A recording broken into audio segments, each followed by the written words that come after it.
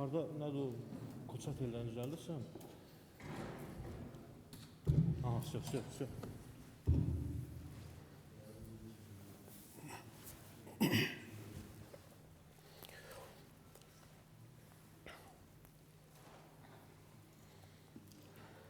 Allahümme salli ala Muhammed ve ali Muhammed. Allahümme salli ala Muhammed ve ali Muhammed. Euzu billahi mineşşeytanirracim. Bismillahirrahmanirrahim. Elhamdülillahi Rabbil alemin. ثم الصلاة والسلام على سيدنا ونبينا وحبيب قلوبنا وطبيب نفوسنا أبي القاسم المصطفى محمد وعلى آله الطيبين الطاهرين ولعنة الله على أعدائهم أجمعين من الآن إلى لقاء يوم الدين. أما بعد فقد قال الله تبارك وتعالى في محكم كتابه الكريم: أعوذ بالله من الشيطان اللعين الرجيم.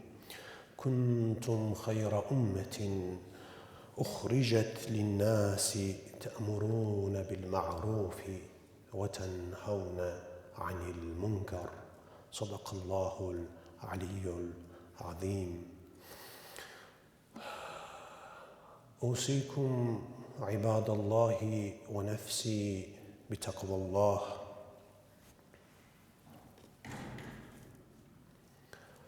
Allah'ın salavat, salamı, rəhməti, bərəkəti hər birimizin üzərinə olsun inşallah, dəyərli möminlər. Mən xutbənin əvvəlində hər birimizi, həm özümü, həm də sizləri Allah təqvasını riayət etməyə dəvət edirəm.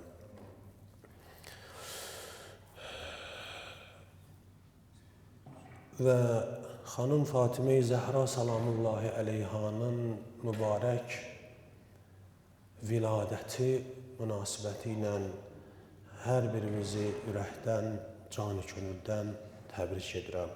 Allah inşallah bizləri bu dünyada o xanımın sevgisindən, yolundan, ahirətdə də şəfaətindən ayrı salmasın inşallah Teala.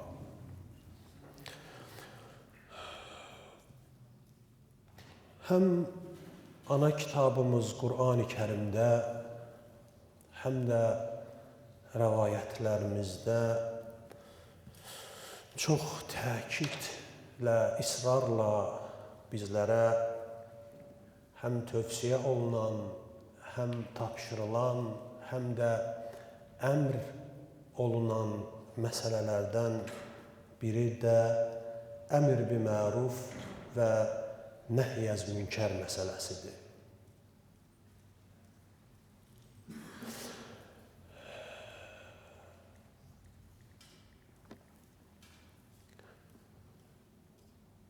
Şəriətdə də 10 dənə əsas vacib buyurulan məsələlərin sırasına daxildir əmr bi-məruf və nəhy-əz münkər məsələsi.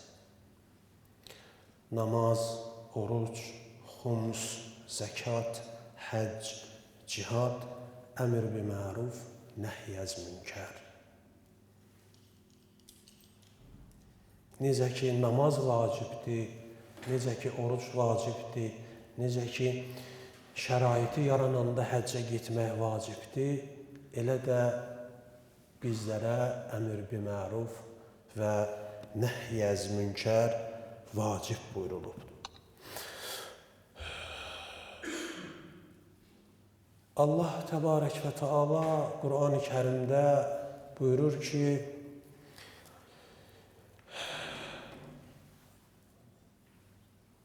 sizi bilirsinizmi nəyə görə ən yaxşı ümmət seçdim? Ümmətlər çox olub.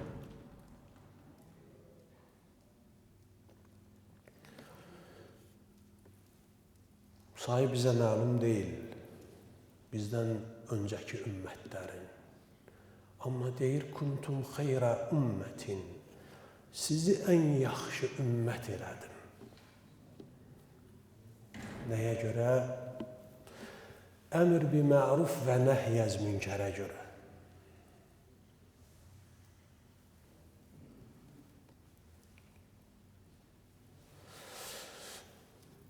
İnsanları yaxşılığa dəvət edib, yeri gələndə əmr edib,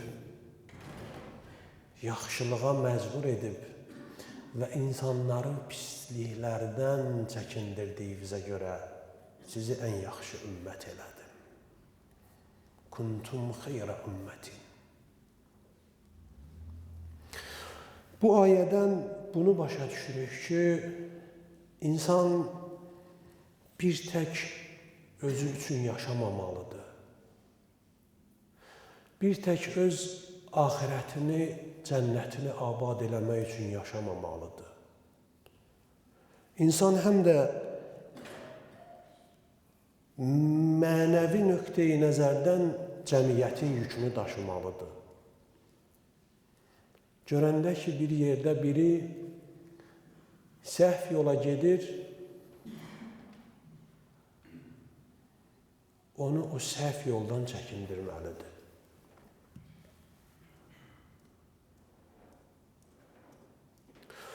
Görəndə ki, biri vacib əməlləri tərk eləyib, o vacib əməlləri yerinə yetirməyə dəvət eləməlidir.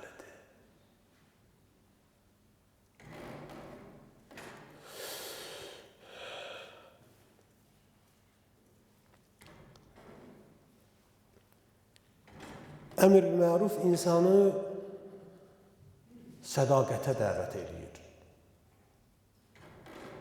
Doğru dürüst olmağa, paklığa, əmanətə xəyanət eləməməyə,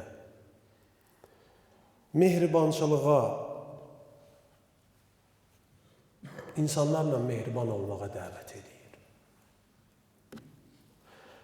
Ədalətli olmağa,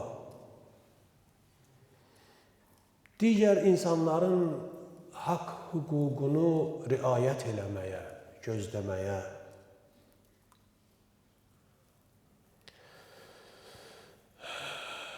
nəhyəz münkərsə insanları zülm etməkdən çəkinməyə və çəkindirməyə dəvət edir.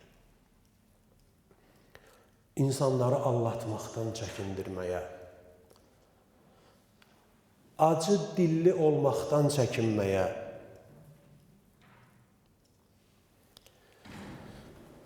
ədalətsiz olmaqdan və insanları incitməkdən, haqsızlıq eləməkdən, zülm eləməkdən çəkindirir.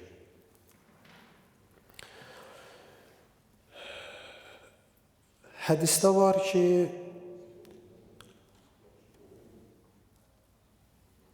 əgər insanlar əmr bi mərufu və nəhyəz münkəri tərk eləsələr, özlərini kütləvi bəlalara, müsibətlərə hazırlasınlar.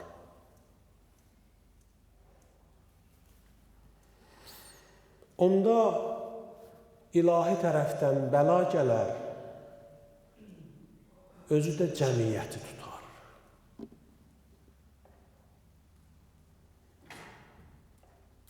Və bir nəfərə, iki nəfərə aid olmaz Allahın bu cəzalandırması.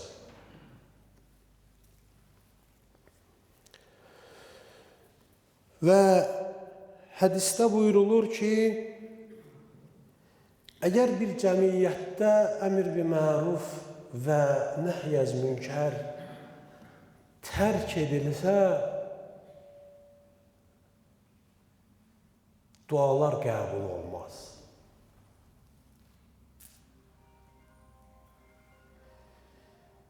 Allah rəhmətini həmin cəmiyyətdən əsirgəyər.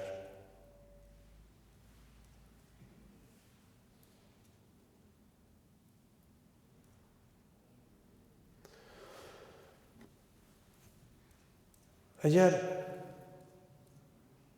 görəndə ki, bir nəfər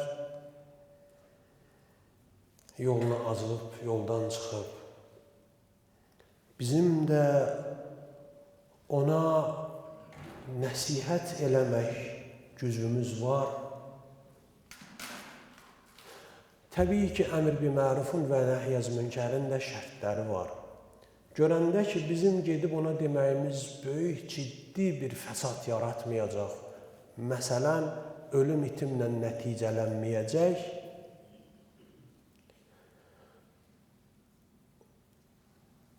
onda bizim boynumuza məsuliyyət gəlir ki, biz həmin şəxsi o tutduğu səhv yoldan çəkindirək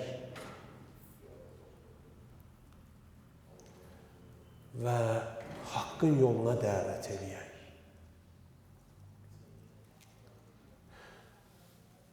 Görəndə ki, biri uyuşturucuya yoluxub, ona kömək eləyək. Əgər müalicə elətdirmək lazımdır və bizim buna gücümüz çatır, o cür kömək eləyək. Əgər nəsihət eləmək lazımdır, bu ibtidai mərhələlərdədir, nəsihətlə bu hidayət olacaqsa, nəsihət eləyək. Lazım gəlsə, biraz da tünd danışmaqla, biraz da əmr eləməklə bunu bu işdən yayındıraq.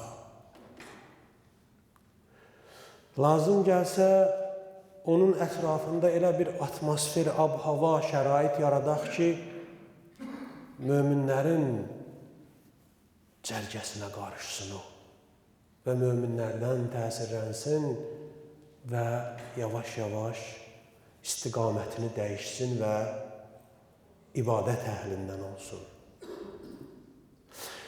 Təbii ki, bunun üçün də Allah Qur'anda açıq bir yol göstərir, moizə eləyib. Nəsihət eləyir ki, buyurur, Ud'u ilə səbili rabbikə bil-hikməti vəl-məv'idətil həsənə. İnsanları da nəsihət eləyəndə, haqqa dəvət eləyəndə, onu acılayaraq yox,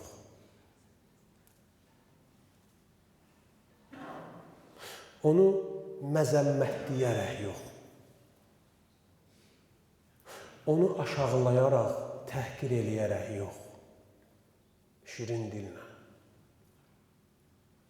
sevgi ilə, mehribançılıqla nəsihət eləmək lazımdır. Ud'u ilə səbili rabbik. İnsanları haqqın yoluna dəvət eləyəndə bil-hikməti, öncə özün əmr bi mərufu yaxşı tanımalısan. Məruf olan şeylər nədir, yaxşı olan şeylər nədir? Sonra ona əmr eləməlisən. Öncə özün münkəri yaxşı tanımalısan. Pis olan şeylərin nə olduğunu yaxşı bilməlisən.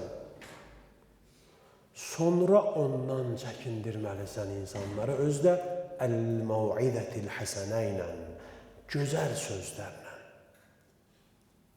mehribançılıqla, şirin sözlərlə. Görəndə ki, biri uyuşturucuya yoluxub, Allah Qur'anda bu ayədə deyir ki, sənin icazən yoxdur onu təhqir eləməyə, aşağılamağa. Xoş rəftarla, şirin dillə sən ona tərəf gedəcəksən. Biri içki içir, sən onu şirin sözlərlə nəsihət eləyəcəksən. Odur ki,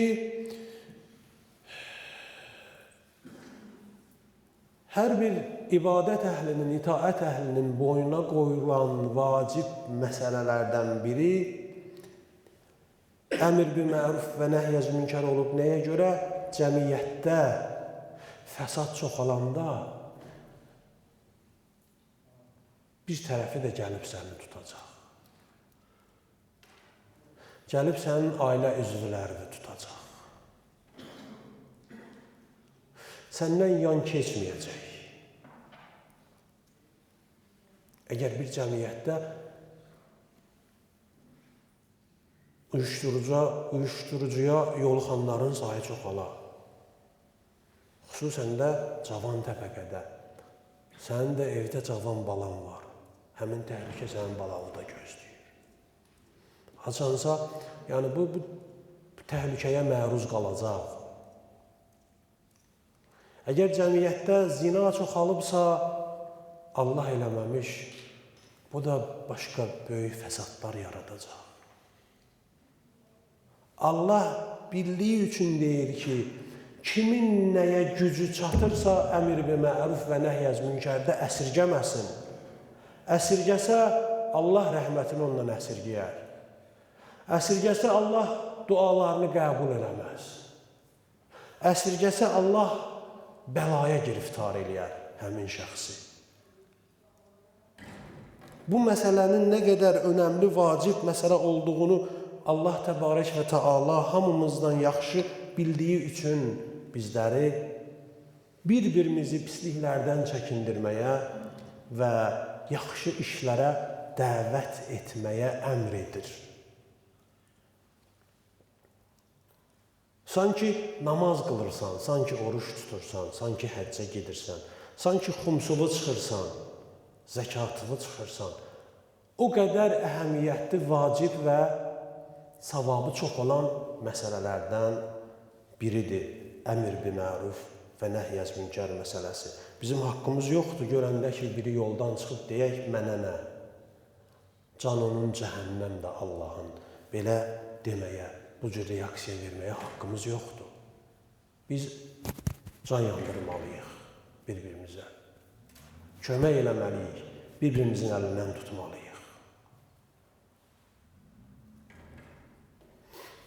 Uca Allaha ant verək, Məhəmməd və Ali Məhəmmədin nur cəmalı xatirinə Allahümə salli ala bizləri müqəddəs şəriətin pak qanunlarına layiqincə əməl eləyən salih bəndələrindən qərar versin inşallah. Və bizləri əmr bi məruf və nəhy münkəri layiqincə cəmiyyətimizdə icra eləyən sadiq qullarından və bəndələrindən qərar versin. Vəssalamu aleykum və rəhmətullah və bərəkatuh.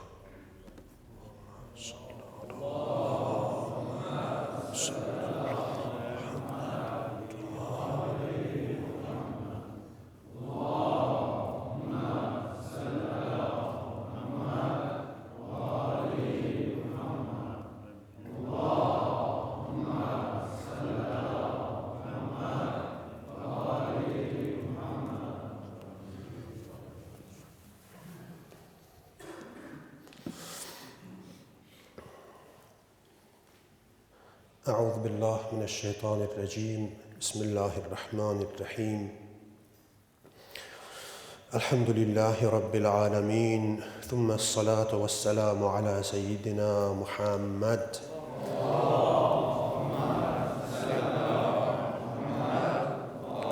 وعلى علي أمير المؤمنين وعلى فاطمة الزهراء وعلى الحسن المجتبى وعلى الحسين الشهيد وعلى علي بن الحسين ومحمد بن علي وجعفر بن محمد وموسى بن جعفر وعلي بن موسى ومحمد بن علي وعلي بن محمد والحسن بن علي والحجة القائم المنتظر صلى الله عليه وآله وسلم.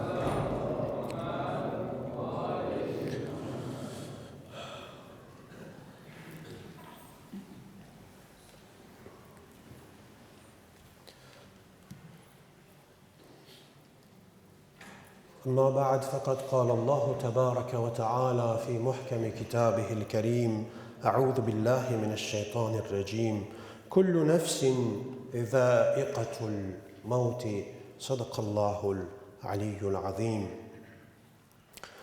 İbadallahi, usikum ibadallahi ve nefsi bitakvallah.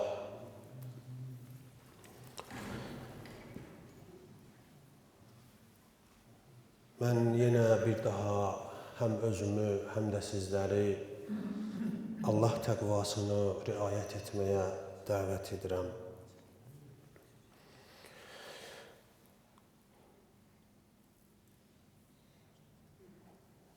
Quran-ı Kərimin çox barəsində bəhs etdiyi, söhbət elədiyi çox önəmli məsələlərdən biri də ölüm məsələsidir.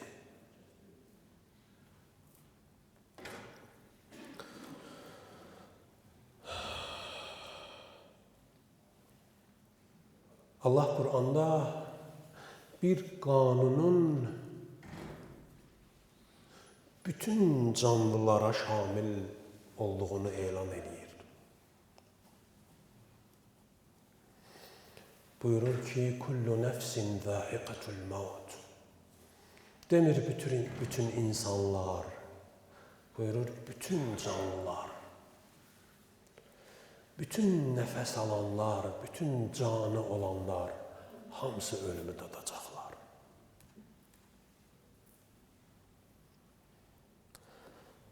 Yəni, insanlardan əlavə heyvanlar da, heyvanlardan əlavə nəbatat, yaşıllıqlar, bitkilər də. Nə qədər canlı varsa hamı ölümü dadmalıdır. Kullu men aleyha fanin və yabqa vəchu rabbikə zil cəlali vəl ikram.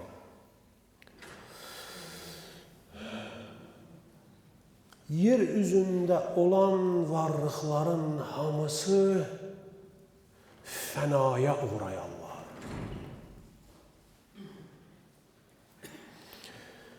Fənaya məruz qalarlar. Bir dənə heç vaxt ölməyən və ölümü dadmayan deyirlər o nədir ki, Allahın ondan xəbəri yoxdur. Deyirlər, ölümdür o. Allahın ölümdən xəbəri yoxdur. Heç vaxt dadmaz o ölümü. Həm əbədidir, həm də əzəlidir. Əbədi, əzəli nə deməkdir? Əbədi o varlığa deyilər ki, haçansa olmaya və sonradan yarana. Yəni, onun varlığı yoxluqla qabaqlanmaya.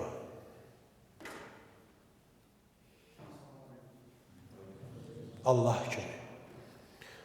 Elə bir an olmayıb ki, Allah olmasın, sonradan yaransın.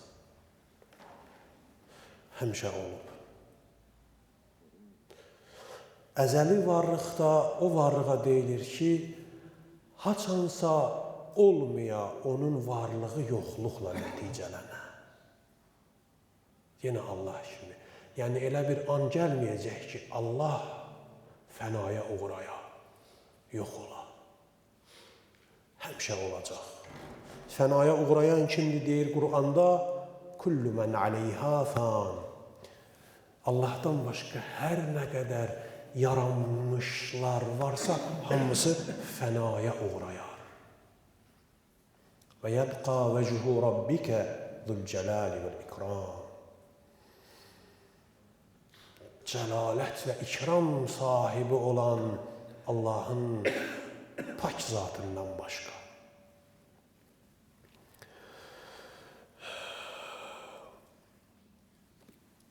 Başqa bir ayədə buyurur ki,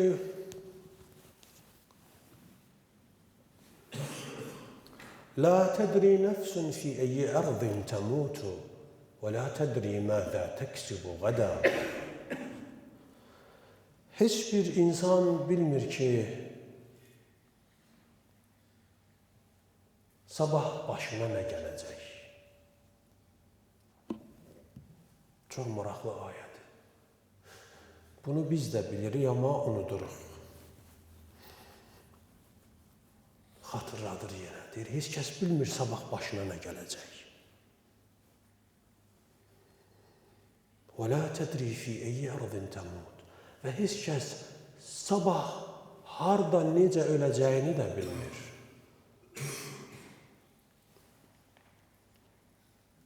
Kimin haçan harda öləcəyindən xəbəri var? Heç birimizin. يُدْرِكُّمُ الْمَوْتُ وَلَوْ كُنْتُمْ فِي بُرُوجٍ مُشَيَّدَةٍ Ölüm gələr sizi haqlayar. O ölüm ki, siz ondan qaçırsınız, o sizə tərəf qaçar.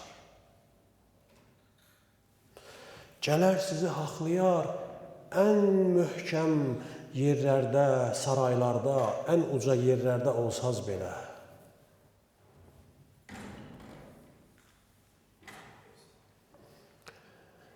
Hər tərəfdən qorunsaz, himayət altında olsaz belə, yenə də gələr, ölüm haqlayar.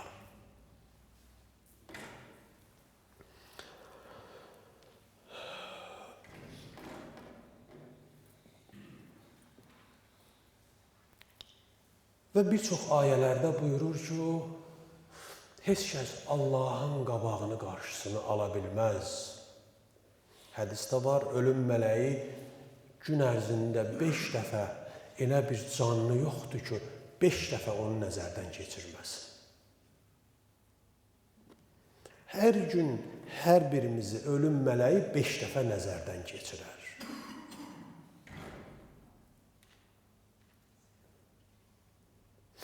Biz ölümü unutmaq istəsək də, ölümdən qaçmaq istəsək də, ölümü yada salmaq istəməsək də, ölüm mələyi gündə 5 dəfə bizi yada salar.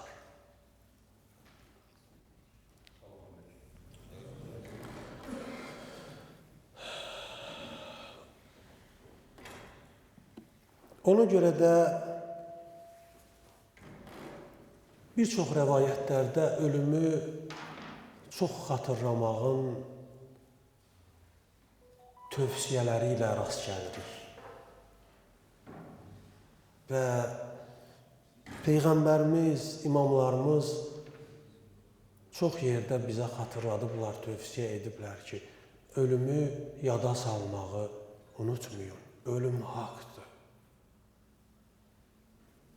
Ölüm gələr, səndəki arzuların hamısını bir anda məhv eləyər.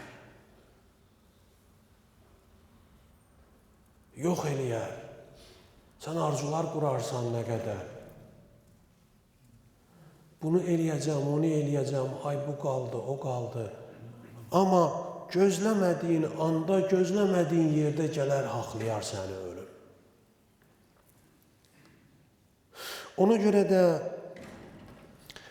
Peyğəmbərdən soruşulanda ki, möminlərin ən ağıllısı hansılardı? Onun üçün buyurdu ki, əksəruhum zikrən lil-maut və əşədduhum ləhu isti'dada. Möminin ən ağıllısı odur ki, ən çox ölümü yad eləyən ola. Möminlərin içində hansı mömin ki, ölümü hamıdan çox yad eləyirsə, öz ölümünü. Möminlərin ən ağıllısı odur, Peyğəmbər buyurur. Və insandakı ölümü yad eləyəndə özünü ölümə hazırlamağa çalışır.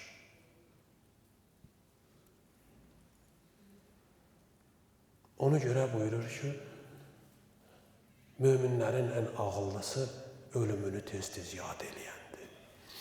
Və digər bir hədisdə də buyururlar, gəldilər, soruşdular ki, ey Allahın Rəsulu, görən möminlərin içində elə bir şəxs var ki, o şəhid kimi yazıla və şəhidlərin məqamına nail ola? Buyurdu, bəli. Soruşdular, o kimdir?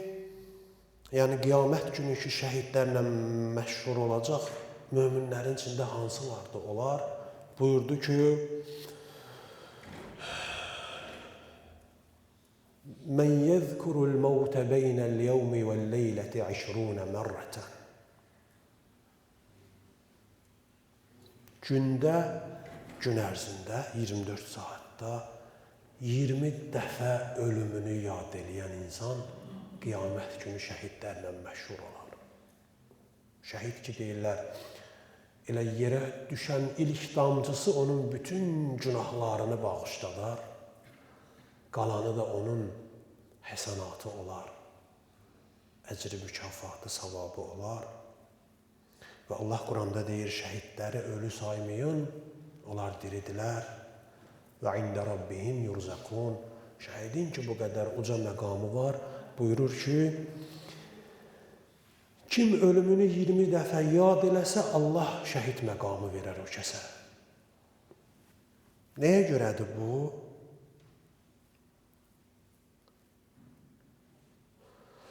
Hamısı buna görədir ki, bizə xatırlatsınlar ki,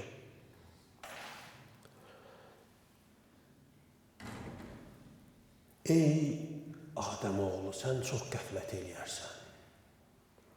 Sən çox həddini aşarsan.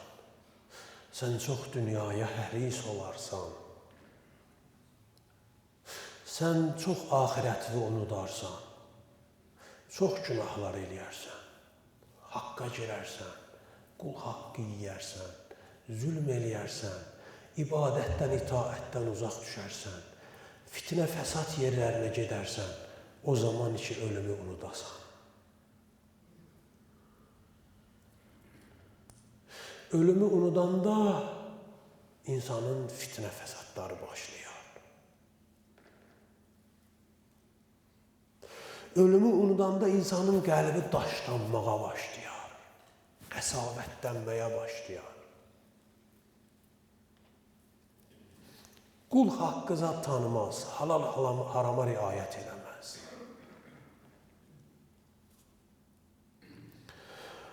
Amma ölümü yad eləyəndə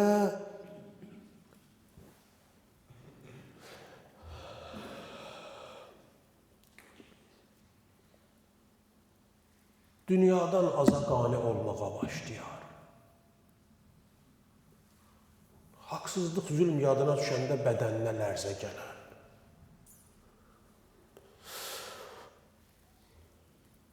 Kiminsə abırınla oynamaq istəyəndə Allahın ədalət məhkəməsi yadına düşər.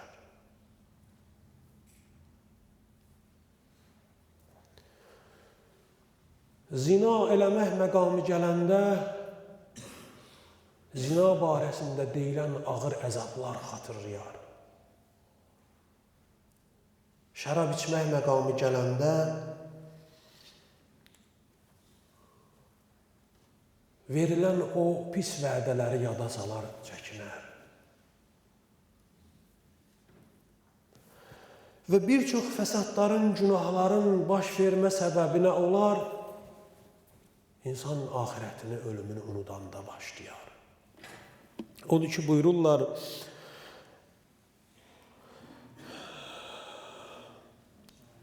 İmam Səccad əleyhissalam, İmam Həsən əleyhissalamın barəsində buyurur, İzə zəkərəl məvtə bəka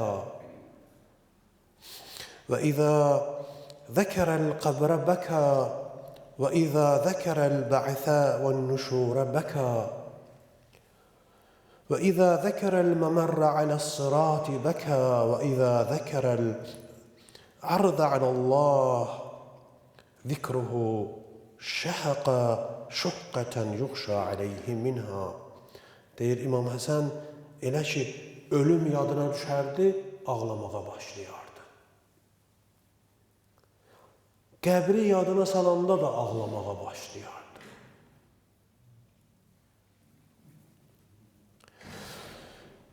Qiyamət günü qəbirdən durmaq yadına düşəndə də ki, hədislərdə və Qur'anda var ki, İnsanlar qəbirdən durar, dirilər və hesab kitaba dəvət olunar, çəkilər.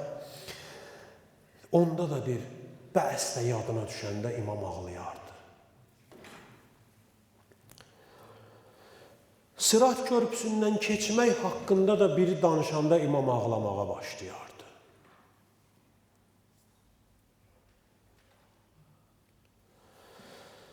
Və Allah dərgahında sorğu-suala dayanmaq yadına düşəndə də ağlamağa başlayardı imam.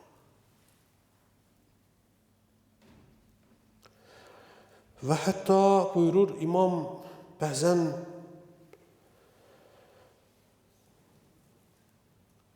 özündən gedərdi, ölüm yadına düşəndə.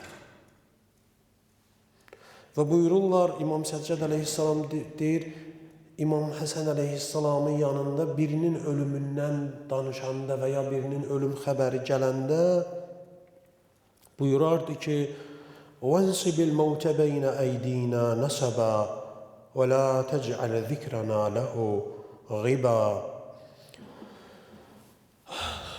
Əlini açıb Allaha dua eləyərdi ki, ilahi bizi dünyanın aldadıcılığından səlamət elə, qoru. Qoyma bu dünyanın aldadıcı tərəflərinə uyaq və allanaq və onun şərrindən və fəsadından bizi amanda saxla. Və həmişə ölümü bizim gözümüzün qabağında canlandır ilahi. Belə dua eləyərdi Allahdan, bunları istəyərdi. Və heç vaxt bizi bir gün də olsun belə ölümü unudan bəndələrindən qərar vermə.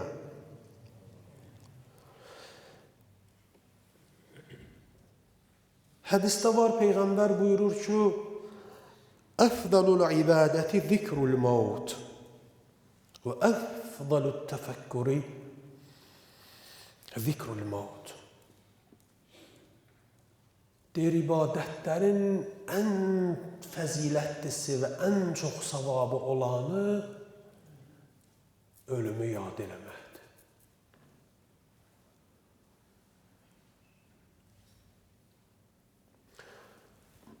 Bəlkə də çoxumuz bilmirdik ki, ölümü yad eləmək ibadətdir.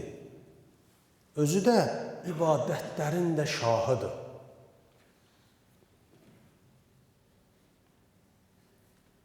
Peyğəmbər buyurur, ərəb dilində əfval sözü, yəni ən çox fəziləti olan bir şeyə deyirlər. Buyurur ki, ibadətlərin ən fəzilətlisi ölümü yada salmaqdır. Sən ölümü yada salanda elə bil ən böyük savabı olan ibadəti yerinə yetirmiş olarsan. Və buyurur, nədir hədisdə var, deyir, saatü təfəkkürin əfdalu min ibadəti 70 sənə. Hər kəs bir saatlıq kənara çəkilə, təfəkkür eləyə, düşünə. Biri də 70 il yemədən, yatmadan, gecə gündüz ibadət eləyə. Peyğəmbər buyurur ki, bir saat təfəkkür eləməyin, düşünməyin savabı 70 il ibadət eləyənin ibadətinin savabından çoxdur. Nə qədər çoxdur, onu gizli saxlayıb. O mübhəmdir, qaranlıqdır, bilmirik. Bircə saat doğru dürüst düşünmək.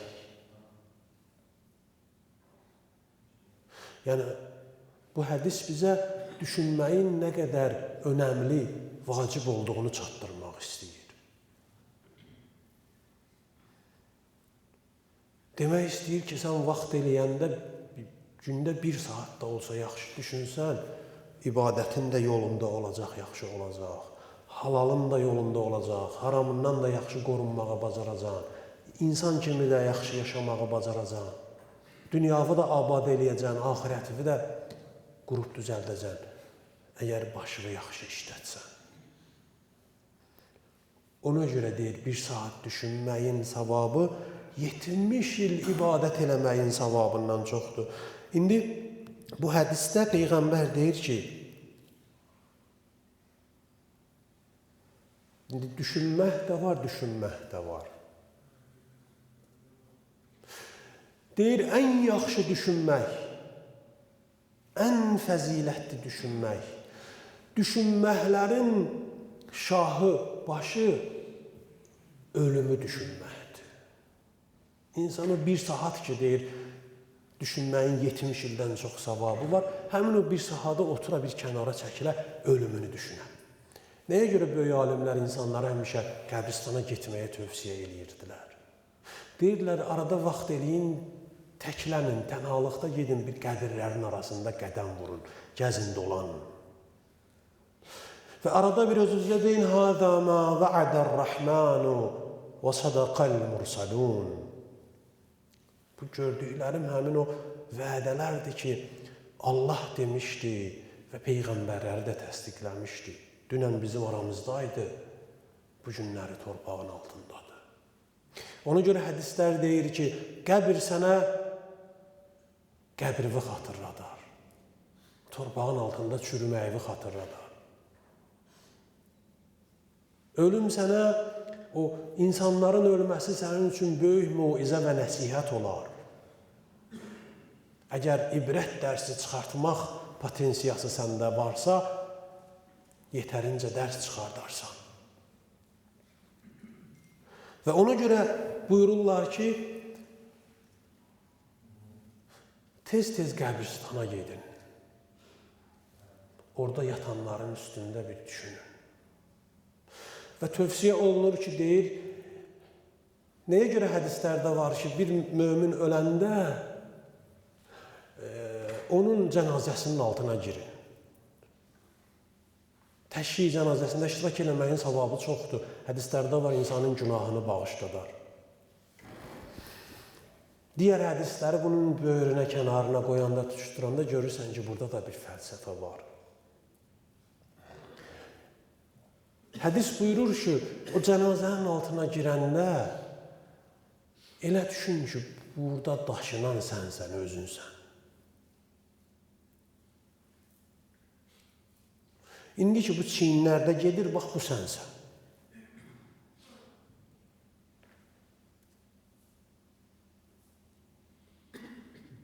İmam Səccad əleyhissalam, o Əbu Həmzə-i Sumali duası var, çox məşhur bir duadır, çox əzəmətli bir duadır. Ramazan aylarında gecələri səhərə kimi yatmazmış, onu oxuyarmış. Orada buyurur ki, Allahım mərhəmni, Allah rəhm elə mənə. O vaxtdır ki, salih qonşularım məni sağıma çevirərlər, su tökərlər, yuyarlar. Ölmüşəm artıq, onların əllərindəyəm, mənə qusul verirlər. Sol tərəfimə çevirərlər, qusul suyu tökərlər, yuyarlar. Bu, hər birimizin başına gələcək da bu. Heç kəs olmayacaq ki, bunları dadmadan, yaşamadan, görmədən bu dünyada əbədi yaşasın.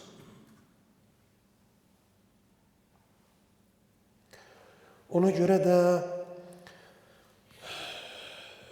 həmişə biz görürük ki, istər Qur'an ayələri, istərsə də rəvayətlər bizi oyatmaq üçün, qəlbimizi daşmağa qoymamaq üçün, qəsavətdən uzaqlaşdırmaq üçün, insani keyfiyyəti bizlərdə yüksəltmək üçün, daha çox dəyərləri icad edib yiyələnmək üçün və bizdəki dəyərləri yaşatmaq üçün, axirətimizi abad eləmək üçün bizlərə həmişə ölümü yad eləməyi, xatırlamağı tövsiyə ediblər.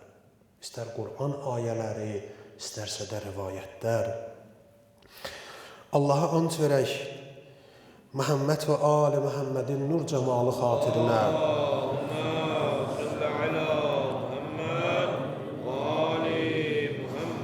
Bizləri gündə ən az 20 dəfə ölümünü yad eləyən salih bəndələrindən qərar versin inşallah Teala.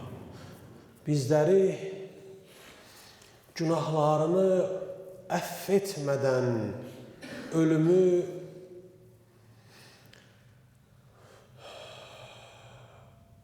o salih bəndələri ki, hamısını əff elədi, sonra ölümü dadızdırdı. Bizləri də həmin bəndələrindən qərar versin inşallah Teala. Və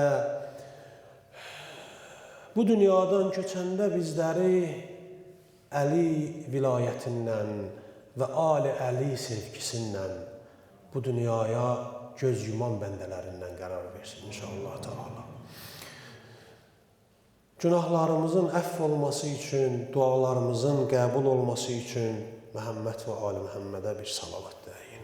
Esselamu aleykum və rəhmətullahi və barakatuhu. Estağfirullah li və ləkum və esselamu aleykum və rəhmətullahi və barakatuhu. Allahümme salli ala